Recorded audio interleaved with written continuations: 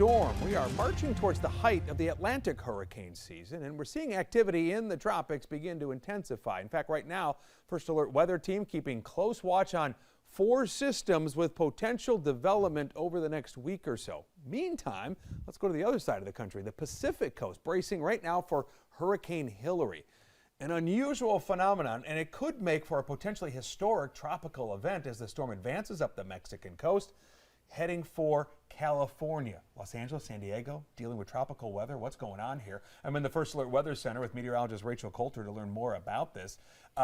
We deal with hurricanes all the time. Right. West Coast, this part of the country, not at all. Not so much. So if this makes landfall as a tropical storm, which it's forecast to, it's going to be moving into some colder water, so it'll lose a little bit of the intensity. Very strong hurricane right now. It would be the first time a tropical storm has made landfall in Southern California since 1939. And rainfall, obviously, with all the mountains and things like that, that's got to be a real concern. It's going to be a big time concern. Excessive rainfall, high outlook for them. So they could see 4 to 6 inches of rainfall, even into the deserts. I mean, this is going to be a lot of rain for them. So there's where it is right now. Hurricane Hilary, max sustained winds of 130 miles per hour.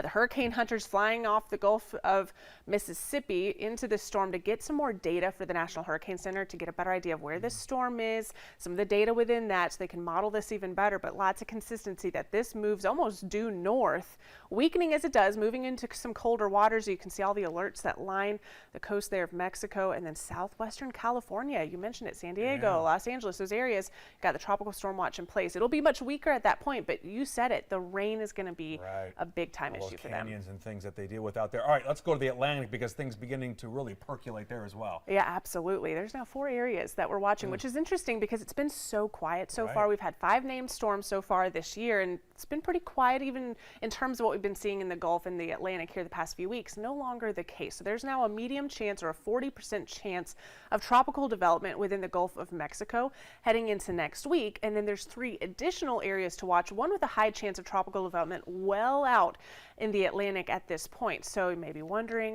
are we going to see any impacts from this? Well, remember that ridge we were talking about? It's going to keep us in the mid to upper 90s. Yep. That should keep most of the country dry. And also, I want to show you this. I showed you this yesterday. I'm going to show you again because you see all those dark reds out towards Las Vegas and Los Angeles. That's all from Hilary. That's all that rainfall.